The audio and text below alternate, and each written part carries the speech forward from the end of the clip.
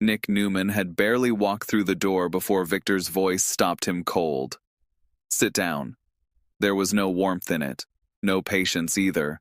Just that familiar tone Victor used when he already believed someone had disappointed him. Nick slowly took a seat inside the ranch office, but he didn't look comfortable. He already knew this wasn't going to be a casual father-son conversation. Victor had called him there for a reason, and judging by the look in Victor's eyes, it wasn't good.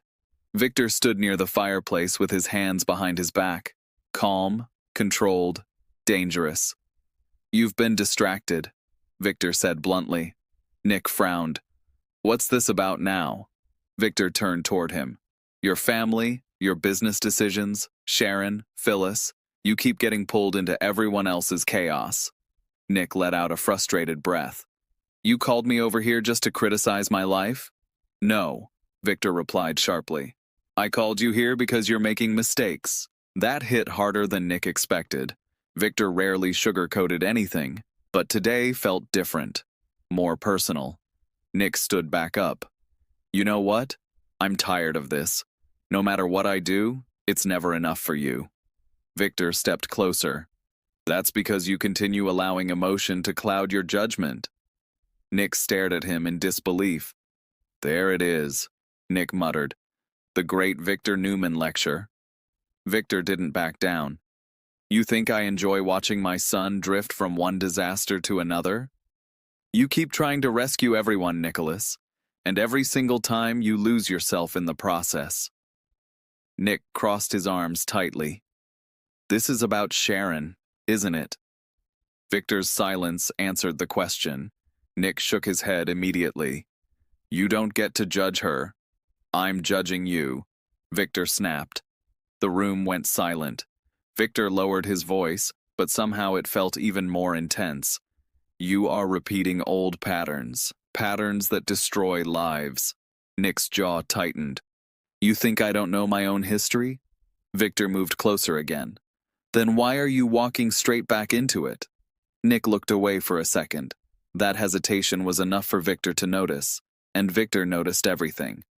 "You still have feelings for Sharon," Victor said quietly. Nick didn't answer. That was answer enough. Victor nodded slowly, almost disappointed. "Exactly what I feared." Nick finally exploded. "What do you want from me? Sharon's been through hell. I'm trying to help her." "And while you're helping Sharon," Victor fired back, "you're hurting yourself." Nick rubbed his forehead in frustration. "You always make everything sound so simple."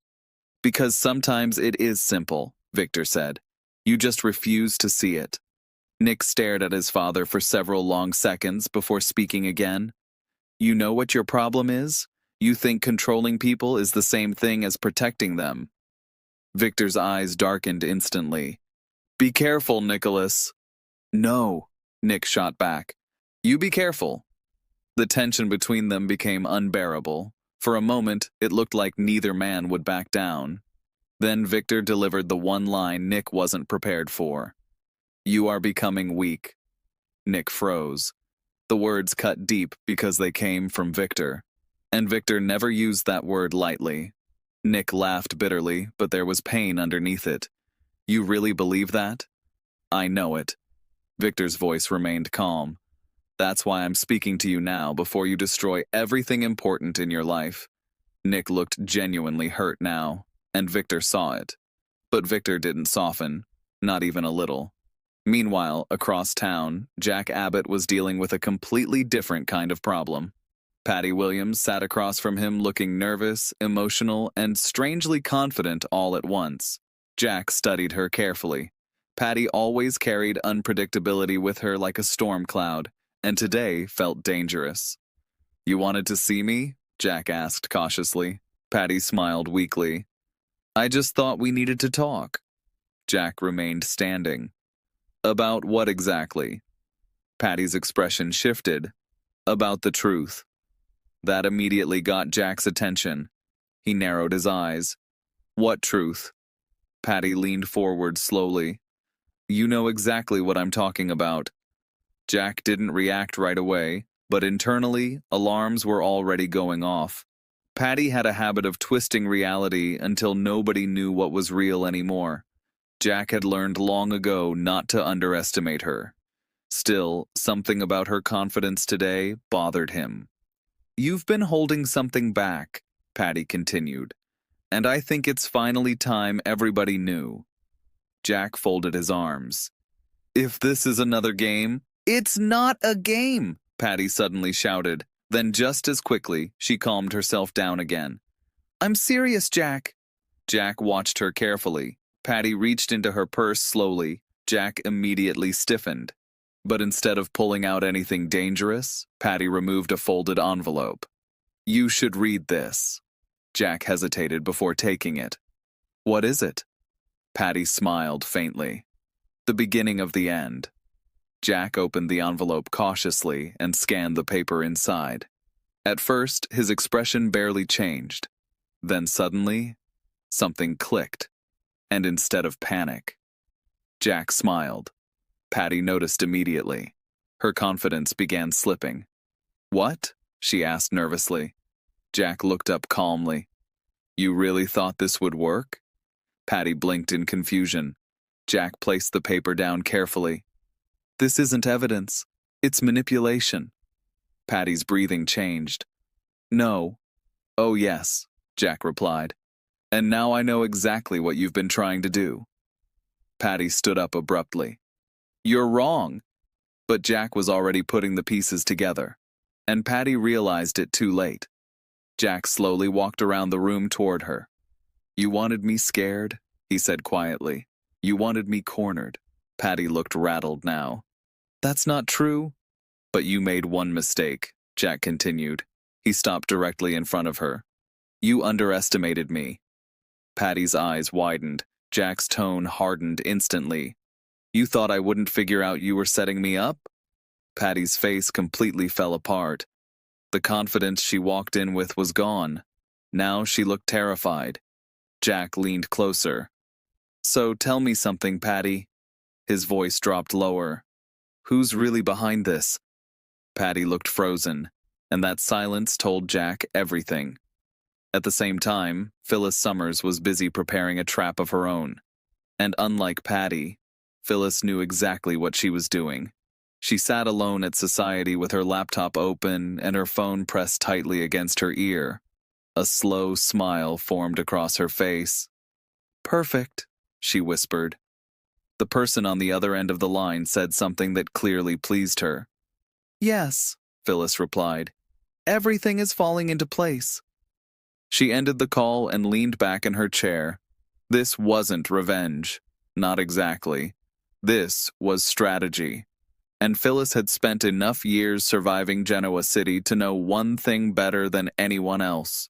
People became careless when they thought they were winning. That's when you strike. Her eyes drifted toward the entrance. She was waiting for someone. Someone who had no idea they were about to walk straight into disaster. A few minutes later, the doors opened. Phyllis spotted her target instantly, and her smile disappeared. Now she looked focused, dangerously focused. The person approached slowly, completely unaware. Phyllis stood up. "Funny running into you here," she said casually. The tension started immediately, because this wasn't an accident, not even close. The trap had already been set, and someone was about to lose everything. Nick eventually left the Newman ranch feeling emotionally drained. Victor's words kept echoing in his head. Weak. That word refused to leave him alone. Nick climbed into his car, gripping the steering wheel tightly before starting the engine. Why did Victor always know exactly where to hit him? Part of Nick wanted to ignore everything his father said, but another part feared Victor might actually be right. That thought alone frustrated him. Nick drove through Genoa City trying to clear his mind, but the pressure only kept building. Because the truth was, his feelings for Sharon had become impossible to ignore, and deep down, he knew it. Meanwhile, Victor remained alone in the ranch office, staring out the window. Michael Baldwin entered quietly, moments later. "You were hard on him," Michael observed. Victor didn't turn around. He needed to hear it. Michael studied him carefully. You're worried. Victor finally looked over. Yes, he admitted. Michael seemed surprised by the honesty. Victor rarely admitted fear about family matters out loud, but this time was different. Nick is vulnerable right now, Victor continued, and vulnerable people make dangerous choices. Michael nodded slowly. You think Sharon's the problem? Victor paused. No, he said quietly. That's what worries me most. Back at the Abbott mansion, Patty looked ready to panic. Jack, however, had never looked calmer, and that terrified her even more. You don't understand, Patty whispered. Then help me understand, Jack replied firmly. Patty's hands trembled. Jack noticed every detail. Whatever she was hiding, it was bigger than he originally thought. And now Jack intended to uncover all of it, no matter who got exposed in the process. Patty suddenly looked toward the door as if considering escape. Jack immediately stepped in front of her path. We're not done. Patty swallowed hard. Then she said something that changed everything. You should be asking what Phyllis is planning. Jack's expression shifted instantly, and Patty realized she had said too much. Part 2, Phyllis Springs. Her trap as secrets start exploding. Jack stared at Patty in complete disbelief. What does Phyllis have to do with this? Patty immediately shook her head. Forget I said anything. That's not happening, Jack replied sharply. Patty backed away slightly. Fear was all over her face now, but Jack could tell something else too. Guilt. Real guilt. And Patty only looked like that when she knew serious damage was coming. Jack lowered his voice carefully. What is Phyllis planning? Patty pressed her lips together tightly. I can't. Jack stepped closer. You can, and you will. Patty's breathing became uneven. She thinks she's protecting herself, Patty whispered, but she's making things worse. Jack's mind started racing. Phyllis causing chaos wasn't exactly shocking, but Patty's panic suggested this situation was far more dangerous than normal. Jack narrowed his eyes. Who's the target? Patty hesitated too long, and Jack figured it out himself. Billy? Patty didn't answer. Jack immediately grabbed his phone. Meanwhile, across town, Phyllis was already deep into her game. Her target sat across from her now, confused by the sudden invitation. You wanted to meet urgently, the person said cautiously. Phyllis smiled politely. I did. There was something unsettling about how calm she looked, because when Phyllis became this calm, it usually meant she was already 5 steps ahead. I think we need to clear the air, Phyllis continued. The person frowned. About what? Phyllis leaned forward slightly. About all the lies. That instantly changed the mood. The tension at the table became thick enough to feel. Phyllis watched carefully as discomfort flashed across the other person's face. There it was, the reaction she'd been waiting for. You're being dramatic, the person muttered. Phyllis almost laughed. No, she replied quietly. I'm being prepared. Then she reached into her bag and placed her phone on the table. The screen lit up, and suddenly the color drained from the other person's face, because displayed on the screen was proof. Messages, private conversations, information somebody desperately wanted hidden. Phyllis tilted her head slightly. Now, she said softly, would you like to explain this to me? Panic started creeping in immediately. You went through my private messages? Phyllis didn't blink. You should be more careful who you trust. The person stood up quickly, but Phyllis remained perfectly calm. Sit down, she warned. And somehow, the warning worked.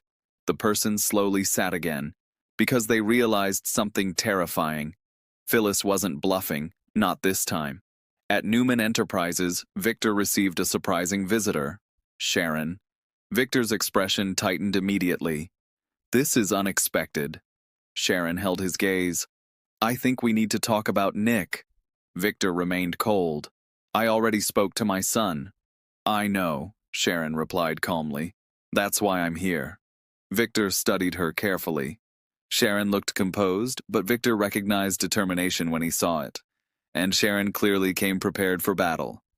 "You think I'm hurting him," Sharon said directly. Victor didn't deny it.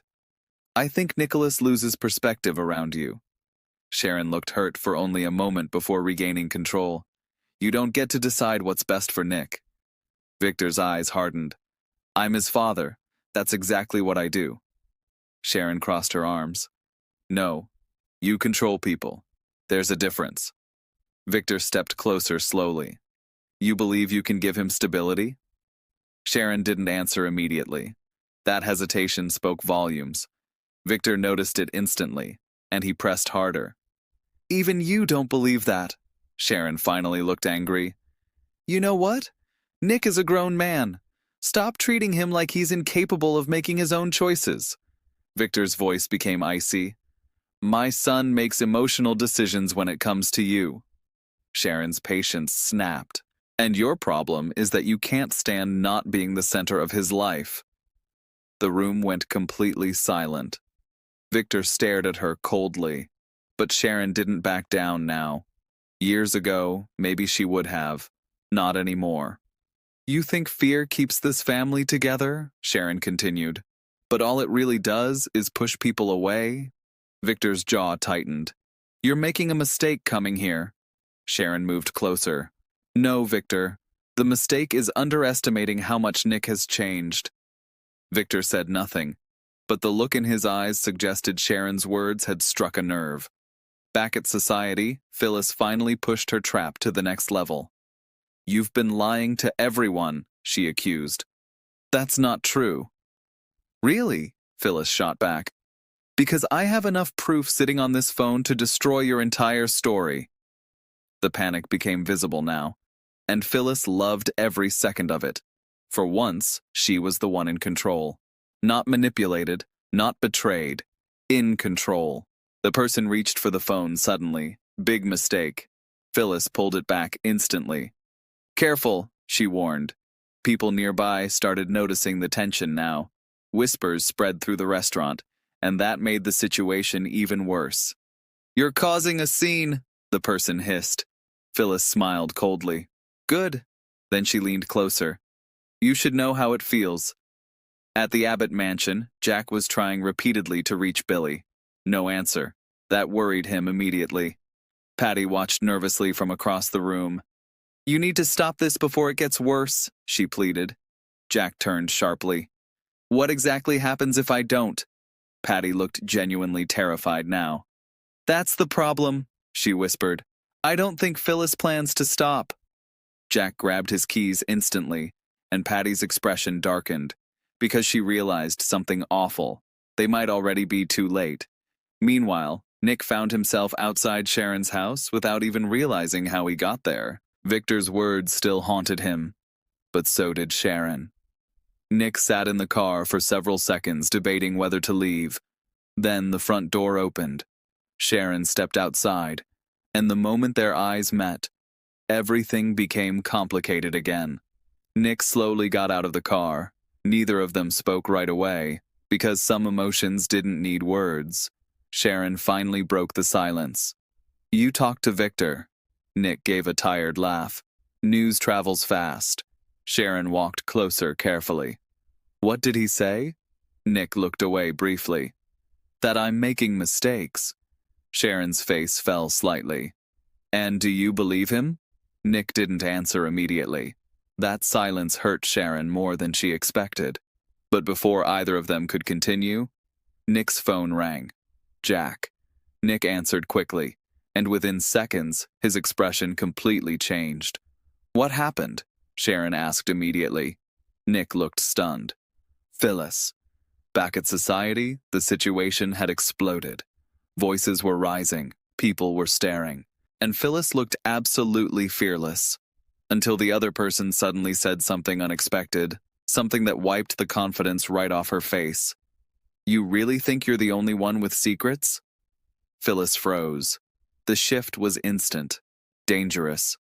The person slowly stood again, and this time there was no fear left in their expression, only confidence, cold confidence.